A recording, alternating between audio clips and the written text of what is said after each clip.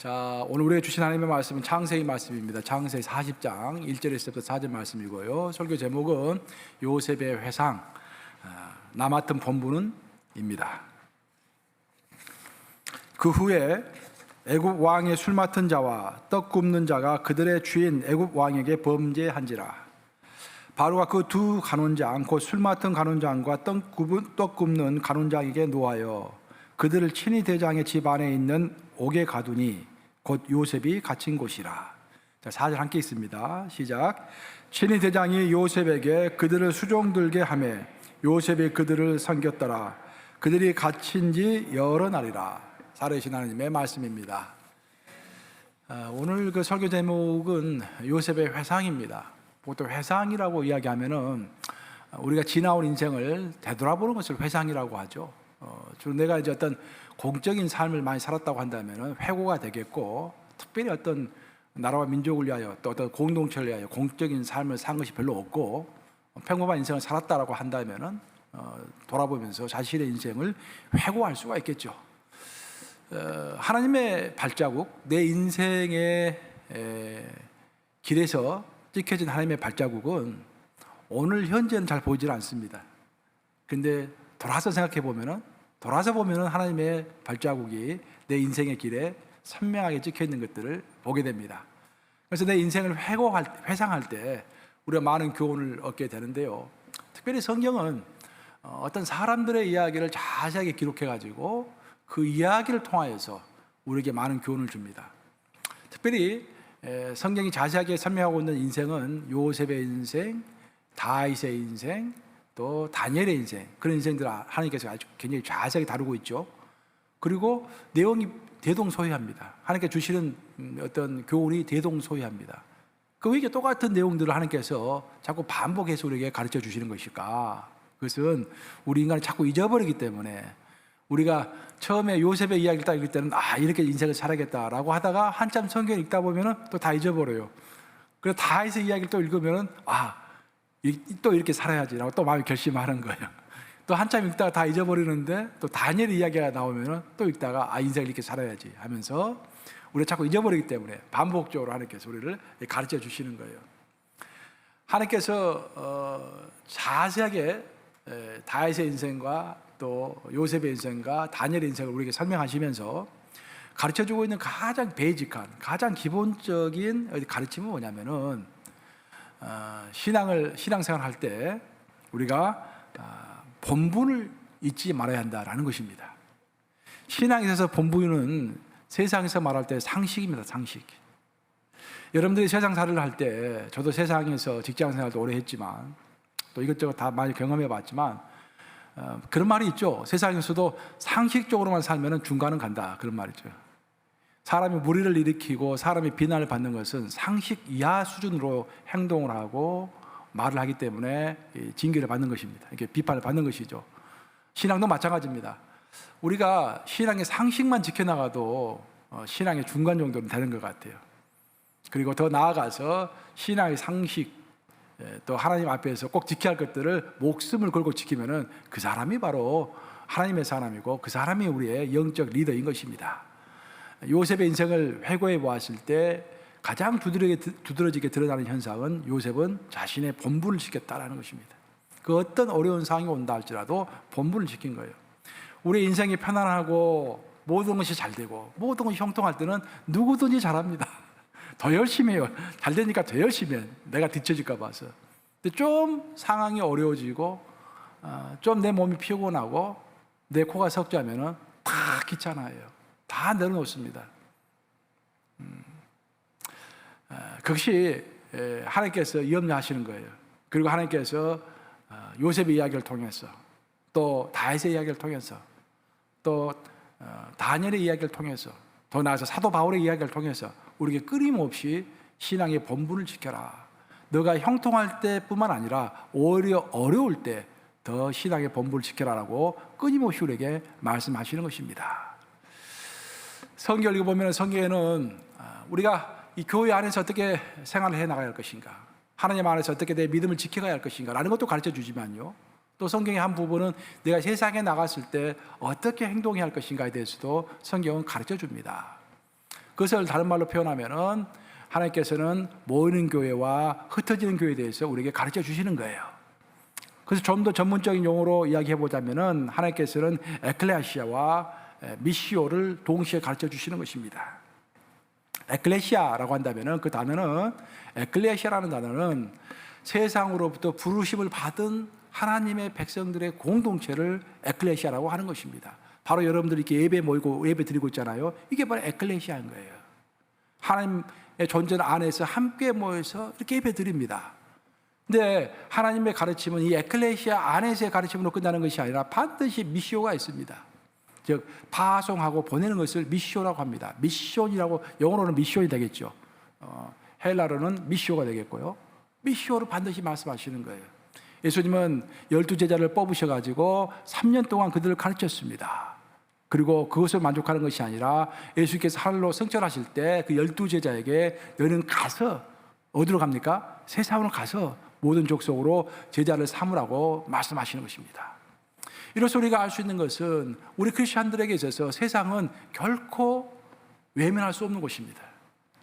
우리가 교회에 모여서 이렇게 평생 동안 교회에서만 믿는 성도들하고만 편안하게 이렇게 재미있게 잘 지내면 좋을 것 같은데, 우리 예수님은 우리의 목적이 우리를 교회 안에만 잡아두는 것이 목적이 아니라 교회에 와서는 훈련받고 예배드리고 은혜 충만해가지고 이제는 세상으로 나가서 세상을 개혁하고 바꾸는 것을 우리에게 요청하시는 것입니다. 그래서 우리의 믿음은 세상에 나가서 내가 어떻게 하느냐에 따라서 내 믿음이 판가름되는 것입니다. 교회 안에 있을 때는 누구든지 다 잘할 수가 있습니다. 또 별로 어렵지가 않습니다. 하지만 세상에 나갔을 때 그 믿음을 지키는 것은 여간 어렵지가 않습니다. 그래서 예수님께서 우리에게 말씀하실 때 너희는 소금이다 그렇게 말씀하지 않으셨어요. 너희는 세상의 소금이다 라고 말씀하시는 거예요. 여러분들은 교회에 나와서 소금처럼 살 필요 없어요. 교회에 나와서 괜히 열을 내면서 정의를 부르질 필요 없습니다. 여기는 다 빛들만 모인 곳이에요. 여기는 하나님의 은혜가 충만한 곳입니다. 여러분이 굳이 정의를 들먹이지 않아도 정의로운 곳입니다. 여러분들 그 정의, 그 열정을 가지고 정의를 부르짖으려면은 세상에 나가서 정의를 부르짖어요. 세상에서는 아무 말도 못하고 조용하고 있다가 교회에 나와서 큰 소리 치면 안 돼요. 이게. 예수님께서 우리에게 말씀하실 때 너희는 교회 안에서 소금이다 라고 말씀하지 않으시고 너희는 세상의 소금이다 말씀하시므로 세상과 우리는 뗄 수 없는 관계이고, 그 세상에 나갔을 때 우리가 신앙의 본분을 제대로 지키며 살아간다고 한다면은 바로 우리가 예수님의 참된 제자인 것입니다. 믿는 자들도 세상에서 살아가고 믿지 않는 자들도 세상에서 살아갑니다. 우리가 세상에서 살아간다는 의미는 세상에서 불어오는 풍파와 도전과 어떤 갈등들을 다 겪는다 그런 말이에요. 우리가 믿기 때문에, 예수님을 믿기 때문에 그 풍파가 우리를 그냥 지나치지 않습니다. 반드시 우리에게도 닥쳐옵니다. 성경을 읽어보면은 믿는 자에게도 하나님께서는 비도 내리시고 맑은 날도 주신다고 하셨습니다.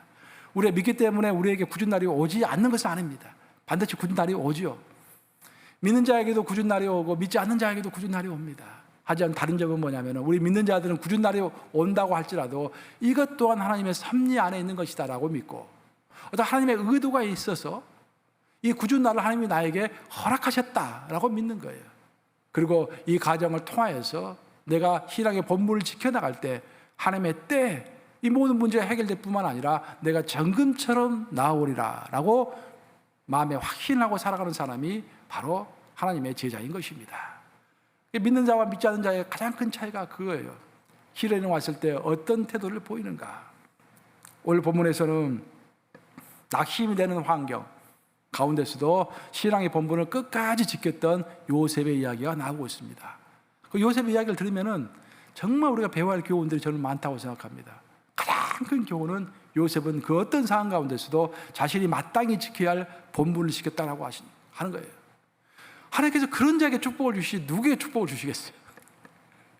여러분들 혹시 왜 나에게 하나님께서 큰 축복을 주지 않으실까라고 생각하시는 분들이 있을지 모르겠습니다. 그러면 한번 돌아서 생각해 보세요.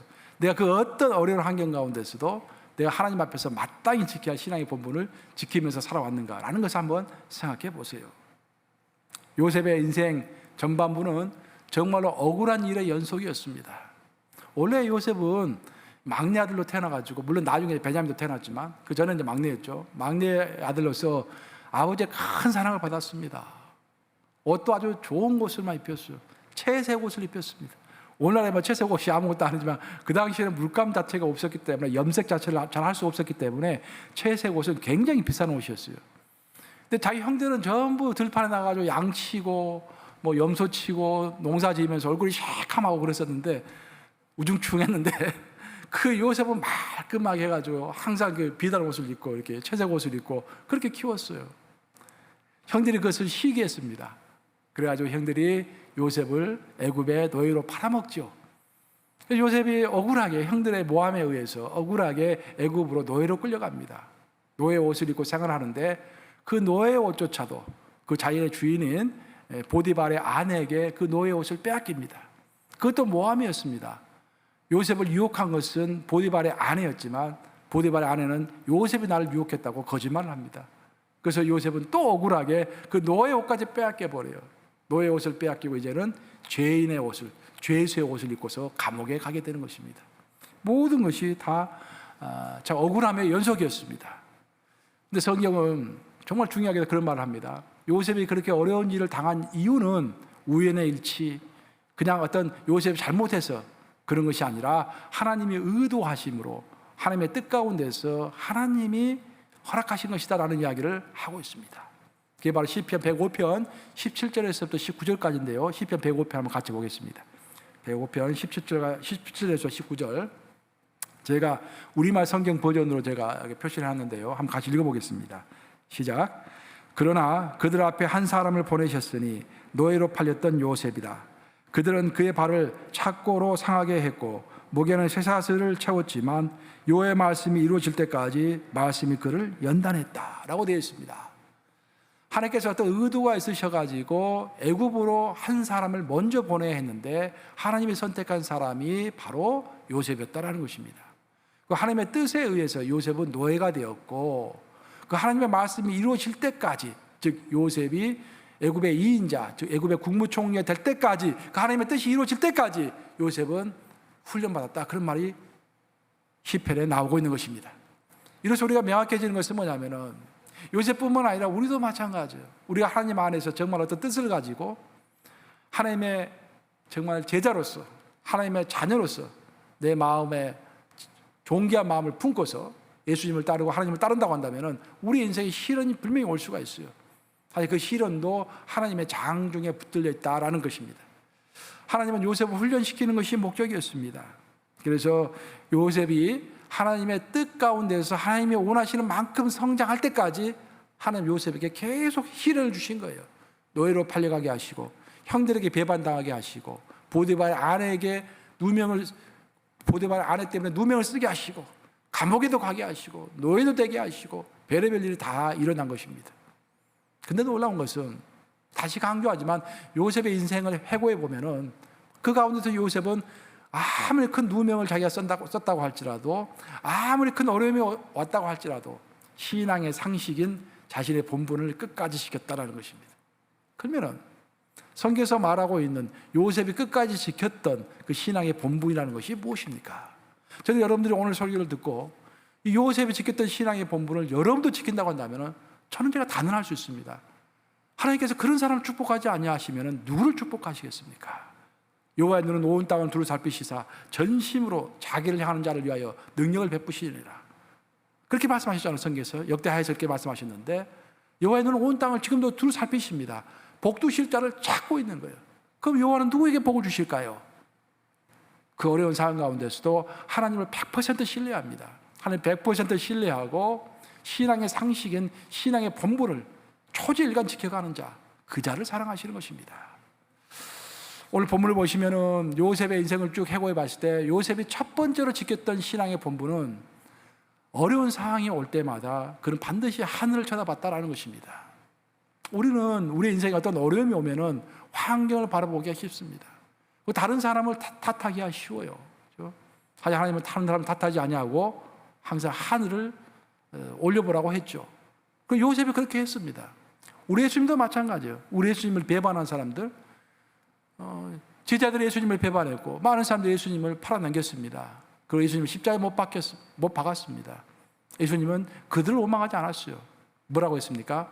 주여, 저들이 무슨 일을 하고 있는지 스스로 알지 못하나이다. 그렇게 말씀하시면서 그들을 지나쳤죠. 그들을 원망하지 않았습니다. 요셉도 마찬가지. 요셉이 우리에게 보여주는 첫 번째 신앙 상식, 첫 번째 신학의 그 본본, 환경과 타인을 원망하지 않고 오히려 하나님을 우러러보았다라는 것입니다. 사실 우리에게 문제가 되는 것은 우리의 인생이 바닥까지 내려갔다라는 것이 문제가 아니라 바닥에 내려가서까지도 하나님을 바라보지 못한다라는 것입니다. 오히려 정반대의 경우가 많은 것 같아요. 평상시에는 조금 어려우면은 금방금방 기도하고 하늘을 쳐다보는데 진짜로 어려워지면은 아예 기도도 안 해버리고 아예 예배도 안 드려버리고 그런 경우가 있는 것 같아요. 바로 그때가 하나님이 여러분을 지켜보고 있을 때입니다. 바로 그때가 여러분들이 많은 사람 앞에서 공언했던 것, 나는 하나님의 자녀이다, 나는 하나님의 뜻대로 살리라 라고 많이 약속하시죠. 많이 공언하시죠. 그것들을 증명할 기회가 온 것입니다. 요셉이 위대한 것은 뭐 특별해서 위대한 것이 아니라 그 어려운 상황 가운데서도 자기가 약속했던 것, 하나님의 뜻대로 인생을 살아가리라는 그 말을 어려운 상황 가운데서 지켰다라는 것입니다. 우리가 인생을 살아가면은 정말 큰 어려움이 올 때가 있어요. 뭐 말할 것이 없죠. 누구든지 다 오죠. 내 인생의 요단강이 딱 내 인생 앞에 가로막혀 있는 것입니다. 요단강 같은 큰 도전이 오면은 우리는 그 생각을 해요. 내가 요단강을 어떻게 건널 것인가. 많은 사람들은 먼저 생각할 때, 내가 요단강을 건너갈 수 있도록 배를 만들어야겠다. 배를 만들 생각을 합니다. 그렇죠? 또 내가 요단강을 건너가려면 다리를 놔야겠다. 그런 생각도 하는 사람이 있어요. 그리고 다리도 만들고 배도 만들려고 몸부림을 칩니다. 그러다 안 돼. 그럼 포기하는 것입니다. 그리고 배를 만들다가 배가 만들어지지 않으면 난 이제 망했구나. 나는 끝장났구나라고 생각해요. 다리를 만들려다가 다리가 만들어지지 않으면 아주 낙담합니다. 이제 이 길을 풀 길이 없다. 이 고난을 풀 길이 없다. 이 도전이 전부 나에게 너무도 엄청나다라고 자포자기하는 경우가 많습니다. 아주 놀라운 것은 우리가 성경을 읽어보면 요단강 앞에 서 있는 이스라엘 민족에게 하나님께서는 너희가 배를 만들어라, 너희가 다리를 만들어라, 그런 말씀하지 않으셨어요. 우리 하나님은 다 뜻이 있었던 것입니다. 하나님의 뜻은 요단강을 아예 갈라버리는 것이었습니다. 그래서 하나님의 영광을 드러내 보이는 것이 하나님의 목적이었던 거예요. 마찬가지입니다. 우리 인생에서도 우리는 어떤 큰 요단강을 만나면 내가 배를 만들어야 할 텐데, 내가 다리를 지어야 할 텐데 고민 많이 합니다. 그것이 안 될 때는 절망합니다. 근데 바로 그때가 하나님께서 그 요단강을 가를 때가 된 것입니다. 그래서 우리 크리스천들은 항상 믿어야 돼요.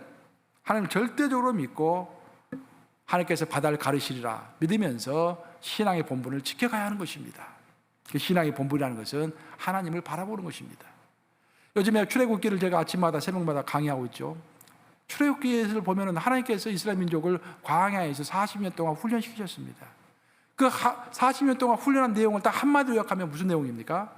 하나님을 바라보는 훈련을 시키셨죠. 하나님을 바라보는 훈련.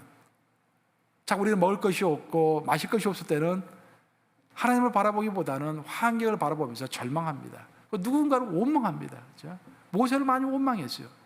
모세하고는 아무 상관없는 일인데 모세를 원망한 것입니다. 바로 그때 하나님께서는 신앙의 본분은 어려울 때일수록 하나님을 바라보는 것이라고 우리에게 거듭해서 가르쳐 주시는 것입니다. 두 번째로 요셉의 인생을 우리가 쭉 돌아서 해상해 보면은 요셉이 또 신앙의 본분으로서 끝까지 지켰던 것은 뭐냐면은 어떤 상황이 벌어진다 할지라도 그 상황을 세상적 관점에서 해석한 것이 아니라 하나님의 관점에서 모든 상황을 해석했다라는 것입니다. 여러분, 관점은 정말 중요한 것입니다. 어떤 관점이 있어야 그 관점을 가지고 해석하는 거예요. 정치학을 공부해봐도 그렇고 신학도 마찬가지입니다. 경제학도 마찬가지예요. 파가 있습니다. 파. 먹는 파가 아니라 팔이 어떤 세상을 풀어가는 방식에 있어서 동조하는 사람들이 서로 그 파가 있는 거예요.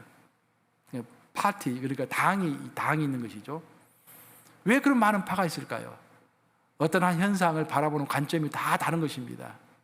어떤 사람은 마르크시스트처럼 세상을 기계처럼 바라보는 사람이 있고, 어떤 사람은 모든 힘이 전부 다 리얼리스트라고 그러죠. 현실주의자라고 바라보는 사람이 있고, 합리주의자는 모든 그 무역과 경제적인 활동이 활발해질수록 전 세계는 평화가 온다라고 믿고 있는 거예요. 서로가 다 보는 관점이 다른 것입니다. 성경도 마찬가지예요. 성경도 어떤 관점에서 보느냐가 너무도 중요합니다. 여러분 성경을 읽을 때 여러분 어떤 관점에서 성경을 읽습니까? 신앙의 초보자일수록 성경 읽을 때 많이 실수하는 것 중에 하나가 뭐냐면 성경을 내 위주로 내 관점에서 읽는다라는 거예요. 그렇지만 여러분 성경은 처음부터 끝까지 주인공이 누구십니까? 하나님이세요. 만약에 여러분들이 가룟 유다가 예수님을 배반하는 장면을 읽었다고 하십시다. 많은 사람들은 그걸 읽으면서 가룟 유다의 인간적인 고뇌라든지 가룟 유다의 배신이라든지 그런 것을 생각하면서 동조하기도 하고 분노하기도 하고 그렇게 합니다. 하지만 우리가 제대로 성경을 읽는다고 한다면 성경의 주인공은 항상 하나님이시기 때문에 가룟 유다로 인해서 그 가룟 유다의 배신으로 인해서 마음의 상처를 입었을 예수님의 마음, 하나님의 마음 그런 것들을 먼저 느낄 수가 있어야겠죠. 예배도 마찬가지입니다, 여러분. 예배는 누구를 위한 예배입니까, 여러분? 하나님을 위한 예배죠. 하나님께 경배하기 위해 우리는 이 자리에 모인 거예요. 근데 많은 사람들 예배가 끝나면 오늘 예배가 별로 은혜가 없었다. 오늘 예배가 은혜가 있었다라고 평가를 합니다. 뭐 굳이 꼭 틀렸다고는 할 수는 없겠지만 옳지는 않습니다. 왜냐? 내가 오늘 감정이 고조가 되고 내가 막 기분이 좋아가지고 이것이 그래서 좋은 예배가 되는 것이 아닙니다. 내 감정이 어찌했든 간에 내가 온전하게 내 몸이 피곤하고 내 감정이 상했었을지라도 온전하게 노력해서 하나님께 영광 돌려드리려고 예배 동안에 내가 노력했는가라고 스스로 평가해서 내가 그렇게 했다라고 한다면 그 예배가 올바른 예배가 되는 것입니다. 모든 것이 그 관점은 하나님 관점에서 모든 것을 해결해야겠죠. 요셉의 이야기도 인간적인 관점에서 보면은 인간적인 관점에서 해석을 해보면은 굉장히 불행한 인생입니다. 그렇게 불행한 인생이 있기도 힘들죠. 억울하게 누명을 쓰여가지고 노예로 팔려가고 감옥에 갇히고 얼마나 억울합니까? 굉장히 불행한 인생이죠. 하지만 하나님의 관점에서 요셉의 인생을 해석해 보면은 결코 그렇지 않습니다. 전혀 새롭게 이해가 되는 것입니다. 사람들은 요셉이 정말로 노예로 팔려간 것이 불행한 일이라고 보통 생각합니다. 하지만 하나님의 의도는 요셉이 그 당시에 세계 최고로 발전된 나라였던 애굽의 수도로 가는 것이 하나님의 의도였습니다. 현재 요셉은 그 당시에 가나안 땅, 가나안으로 말할 것 같으면 요즘 오늘날로 말할 것 같으면 아주 아프리카까지는 아니지만 아주 후진국입니다. 그 후진국의 시골에서 살고 있는 거예요. 그 사람을 미국 뉴욕으로 데려오기 위해서는 특별한 방법이 필요한 것입니다. 하나님께서는 그 시골에서 살고 있는 그저 그렇게 살고 있는 요셉을 애굽으로 데려오기 위하여 그 당시에 최강대국인 애굽의 수도로 데려오기 위한 하나의 방법으로서 그를 노예로 팔리게 하셨던 것입니다. 그것은 바울도 마찬가지예요. 바울의 평생의 꿈은 로마로 가는 것이었습니다. 로마에 가서 복음을 전하는 것이었습니다. 그리고 황제 앞에 서는 것이었습니다. 로마에 가서도 보통 사람에게 복음을 전하는 것이 아니라 황제 앞에서 한번 복음을 전하고 싶었어요. 그게 바울의 그 소원이었습니다. 근데 바울이 어떻게 해서 로마까지 가고 로마의 황제 앞에 설 수 있겠습니까? 방법이 없는 거예요. 그래서 하나님께서는 그 기도를 들으시고 바울이 감옥에 갇히게 하시죠. 그래서 바울은 감옥에 갇히게 되었고 자신의 변론을 왕 앞에서 하게 되었습니다. 그래서 자신의 변론을 왕 앞에서 그 로마 황제 앞에서 하기 위하여 배를 타고 로마까지 가서 황제 앞에 서게 된 것입니다. 하나님의 섭리예요. 하나님의 뜻이죠. 그래서 우리가 인간적인 관점에서 봤을 때는 요셉이 굉장히 불행하게도 노예로 끌려갔지만 하나님의 관점에서 봤을 때는 그것은 하나님의 뜻을 이루기 위한 하나의 방편이었던 것입니다. 또한 하나님께서 요셉의 인품을 가다듬기 위하여 요셉으로 하여금 노예 옷을 입게 했습니다. 제가 말씀드렸다시피 요셉은 원래 색동 옷을 입고서 대접만 받았던 사람이에요. 섬김을 몰았던 사람입니다. 하지만 노예 옷을 입었을 때 그를 섬기지 않을래야 섬기지 않을 수가 없었습니다. 노예 옷을 입고서 겸손하게 섬기는 것을 많이 배웠겠죠. 영적 리더가 된다는 것은 결국 섬기는 거 아니겠습니까? 세상을 섬기고 하나님의 나라를 섬기고. 그래서 요셉이 정말로 큰 영적인 인물이 돼서 하나님의 일을 추진하기 위해서는 섬김을 배워야만 했습니다. 그래서 그 요셉이 섬김을 배울 수 있도록 하나님께서는 요셉이 꼼짝없이 노예가 되도록 하셨다는 것입니다. 하나님이 의도하셨고 하나님이 허락하셨고 하나님이 이끄신 것입니다. 하나님의 관점에서 봤을 때는 모든 것이 해결이 다 보이는 거예요. 하여튼 세상적인 관점에서만 보면은 요셉은 굉장히 불행한 사람이죠. 요셉은 감옥에도 갔는데요. 그럼 왜 감옥에 하나님께서 요셉을 감옥에 가게 하셨을까? 요셉은 감옥에 가서야 애국 황실의 실권자들을 만나볼 수가 있었습니다. 만약 요셉이 계속 노예로만 살고 있었다고 한다면 어떻게 해서 애국 황실의 실력자들을 만날 수가 있겠습니까? 요셉이 감옥에 갔기 때문에 그 감옥에 끌려온 애굽의 최고 식권자들을 감옥 안에서 만날 수가 있었던 것입니다. 그리고 그들로부터 황실의 정치가 어떻게 흘러가는 것인지, 황실의 문화가 어떤 것인지 그런 것들을 다 배웠겠죠. 그래서 장차 애굽의 2인자가 될 수 있는 교육을 그 감옥 안에서 다 배우게 되는 것입니다. 이렇게 하나님의 관점에서 요셉의 인생을 해석해 보면은 요셉의 인생은 시련이 아니라 요셉의 인생은 바로 기회였던 것입니다. 그리고 그 모든 과정 가운데서 요셉은 그것을 알았어요. 하나님이 인도해서 자기가 감옥까지 왔다는 것을 알았습니다. 그리고 그 어떤 이해할 수 없는 상황이 벌어진다고 할지라도 이것 또한 하나님이 허락하셨을 것이다라고 100% 믿고서 자기의 본분인 모든 것을 하나님의 관점에서 해석하는 자신의 본분을 끝까지 지켜갔던 것입니다. 여러분도 마찬가지예요. 가끔씩 우리가 이해할 수 없는 인생에 시련이 찾아오죠. 꼭 그것뿐만 아니라 요즘에 보니까 저도 보니까 어떤 분하고 지난주에 식사하면서 이야기를 하는데 목사님의 나이가 어떻게 되시죠? 하다 보니까 제가 작년 나이로 제 나이를 기억하고 있더라고요. 벌써 2021년이 7월 달에 지났는데 그걸 인지하지 못하고 있었어요. 왜 그럴까 생각해 봤더니 요즘 삶이 너무 단조로워요. 그렇죠? 삶이 너무 단조로우니까 1년, 2년이 금방 가버린 것 같아요. 한 2년 전 일이 엊그제 일처럼 이게 생각이 돼요. 내 나이가 먹어가는 것을 내 스스로가 느끼지 못하고 있는 것입니다. 그때 우리가 인생이 이렇게 더없이 빨리빨리 흘러가는데 그때도 이 나의 모든 인생이 하나님의 장 중에 붙들려 있고 하나님의 어떤 의도를 가지고 내 인생을 이끌어가고 계시다라는 것을 믿고서 해석해 갈 때 내가 내 신앙의 본분을 지켜가는 것입니다. 또 오늘 성경을 읽어보면은요, 요셉의 일대기를 통해서 또 우리가 회상을 해볼 때 우리가 또 요셉으로 배울 수 있는 마지막 한 가지는 요셉은 일상의 삶 가운데서 섬김을 통하여서 인생의 반전의 기회를 얻었다라는 것입니다. 여러분, 정말 우리 시기가 되든 안 되든 어려운 시기든 형통한 시기든 저 겸손하게 자기 한 번 맡은 그 자리에서 끝까지 섬기는 것은 얼마나 중요한지 모릅니다. 성경에서 위대한 인물들은 하나같이 자기 자리에서 작은 일에 충성했던 사람들입니다. 하나님께서 그 작은 일에 충성하고 있던 사람들을 또 부르셨어요. 세리 마태도 자기의 자리에서 충실하게 일하고 있을 때 하나님께서 부르셨고, 베드로도 자기의 자리에서 고기를 충실하게 잡고 있을 때 예수님이 부르셨죠. 마찬가지로 우리 모두 요셉도 마찬가지로 자기 인생에서 어떤 섬김의 자리에 있을 때, 자기 누군가를 섬겨야만 했을 때 그때 그 섬김을 불평하지 않고 최선을 다해서 섬겼던 것입니다. 그 일상의 삶 가운데서 그 조그만 섬김의 자리를 충성스럽게 이어갔을 때 바로 그것이 기회가 돼가지고 재기의 발판을 마련하게 되는 것입니다. 성경 읽어보면은 감옥에 갔을 때, 요셉이 감옥에 갔을 때 술관원과 떡관원을 만나게 됩니다.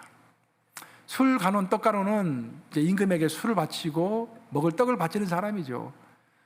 얼핏 생각해 보면 아무것도 아닌 사람처럼 보입니다. 하지만 그렇지 않아요. 옛날 시대에 황제가 가장 두려워하는 것은 음식에 독국물을 넣는 것이었습니다. 물에 오르는 황제를 죽일 수가 없기 때문에 황제를 반대하는 사람들이 음식에다가 몰래 독을 타는 거예요. 그래서 황제는 가장 자기가 신뢰할 수 있는 사람을 떡관원, 술관원으로 임명을 합니다. 그래서 황제가 술을 마시기 전에 먼저 술관원이 그 술을 마시러 보는 거예요. 독이 있는가 없는가. 떡도 마찬가지예요. 음식도 마찬가지입니다. 떡관원이 먼저 황제가 먹을 음식을 먹어보는 거야. 이게 독이 있는지 없는지. 특별히 술관원은 굉장히 중요합니다. 역사적인 기록을 읽어보면 술관원은 오늘날의 말 것 같으면 대통령의 비서실장과 똑같은 사람이에요. 단순히 황제가 마실 술만 미리 마셔보는 것이 아니라 황제와 같이 국사를 논의합니다. 아주 그 친한 친구 관계에서 이 논의를 합니다. 이 나라를 어떻게 움직여야 할 것인지. 술관원은 굉장히 높은 사람입니다. 근데 그 술관원과 떡가론이 왕의 눈에 벗어나가지고 감옥에 들어온 거예요. 그때 보디발, 시위대장이었던 보디발이 요셉에게 이야기합니다. 야, 술관원과 떡가론을 너 이제부터 잘 섬겨라. 그렇게 이야기해요. 그때 요셉은 성경 읽어보면 굉장히 정성스럽게 그들을 섬겼던 것 같습니다. 마지못해 섬기지 않고 정말 윌링리하게 정성을 다해서 거기에 들어 술관원과 떡가론을 섬긴 거예요. 오늘 본문 내용 그 밑에까지 쭉 사입장을 전체 읽어보면 그런 내용이 나와요. 그들의 안색이 별로 좋지 않았을 때 요셉이 관심을 가지고 그들에게 묻습니다. 어찌하여 당신들의 안색이 이렇게 좋지 않습니까? 사실 보면 요셉이 자기 코가 석자이기 때문에 이 사람이 안색이 좋든 좋지 않든 별 상관하지 않을 확률이 굉장히 높았어요. 그 사람이 어떤 요청을 할 때만 들어주면 되는 거예요. 하자 요셉은 자발적으로 그들의 안색까지 살피면서 무슨 일이 있느냐, 안 좋은 일이 있느냐, 뭐 기분 나쁜 일이 있느냐, 이 다 물어봤던 거예요. 그 작은 섬김의 결과로서 술관원과 떡가론은 자신의 꿈 이야기를 하게 되고 요셉은 그들의 꿈을 해석해 주죠. 그리고 나중에 그 꿈 해석이 그대로 맞아가지고 술관원은 풀려납니다. 풀려나서 다시 황실에 들어가게 되고 황제의 총애를 받게 되는데 그 과정 가운데서 그 술관원이 요셉을 황제에게 소개해 주는 거예요. 얼마나 놀랍습니까? 요셉이 그 감옥에서 자기에게 맡겨진 그 작은 섬김, 너가 이걸 해라 라고 했을 때 그것을 딱 붙들고서 최선을 다했을 때 그것이 연결고리가 돼가지고 요셉은 황제에게 부름을 받게 되는 것입니다. 저는 이것이 바로 우리 기독인이 꼭 지켜야 할 신앙의 본분이라고 생각합니다. 제가 여러분들에게 몇 번 강조했지만 교회에서 어떤 일을 맡으셨으면 끝까지 충성하시기 바랍니다. 세상에서도 마찬가지입니다. 세상에서 여러분 직장에 가서 어떤 일을 맡으셨으면 윌링리하게 즐거운 마음으로 감사한 마음으로 최선을 다하시기 바랍니다. 그 최선을 다했을 때 그것이 연결고리가 돼가지고 여러분들이 더 크게 사업을 확장할 수 있고 더 높은 자리에 올라갈 수 있고 더 많은 인정을 받을 수가 있는 것입니다. 어떤 사람들은 영적인 것만 중요하고 세상적인 것은 별로 중요치 않다라고 생각하는 사람들이 있습니다. 근데 그렇지 않아요. 어떤 한 번은 어떤 젊은 수도사가 이제 방랑을 합니다. 이렇게 여행을 쭉 해요. 여행을 하다가 어떤 수도원에 들리게 됐어요. 수도원에 들어갔더니 거기 아주 나이가 많이 드신 노인 수도사가 땀을 뻘뻘 흘리면서 밭일을 하고 있습니다. 그래서 젊은 수도사가 그랬어요. 아유, 수도사님, 너무 열심히 하지 마세요. 마리아는 예수님의 말씀만 이렇게 듣는 것으로 마르다보다도 훨씬 더 좋은 선택을 해가지고 칭찬받았습니다. 썩어질 양식에다가 에너지를 많이 쏟지 마세요. 그렇게 얘기할 거예요. 그렇게 하고 선임방에 딱 들어가가지고 하루 종일 성경만 읽었습니다. 그리고 밤이 됐어요. 저녁이 되니까 배가 고파요. 이제 하루 종일 길을 걸었기 때문에. 근데 밥을 먹으라는 소리가 없어요. 저녁을 먹으라는 소리가 없어요. 배는 너무 고픕니다. 할 수 없이 일어나가지고 낮에 만났던 그 늙은 나이 드신 그 수도사에게 찾아갔어요. 저녁을 몇 시에 먹습니까? 물어봤어요. 그 나이 드신 그 수도사가 저녁? 우리 이미 다 먹었는데? 그 젊은 수도사가 화가 났습니다. 저녁을 드시면서 왜 저에게 연락도 안 하셨어요? 저를 안 부르셨어요? 저 배가 너무 고파요. 왜 저를 안 불렀습니까? 라고 따졌습니다. 그랬더니 나이 드신 그 수도사가 나는 자네가 너무 신령한 사람이어서 기도와 말씀만 하는 너무 신령한 사람이어서 우리처럼 썩을 양식은 먹지 않은 줄 알았지. 그렇게 이야기하더랍니다. 저는 굉장히 그 교훈적인 이야기라고 생각해요. 우리의 말씀과 우리의 기도가 정말로 증명이 되는 것은 세상이죠.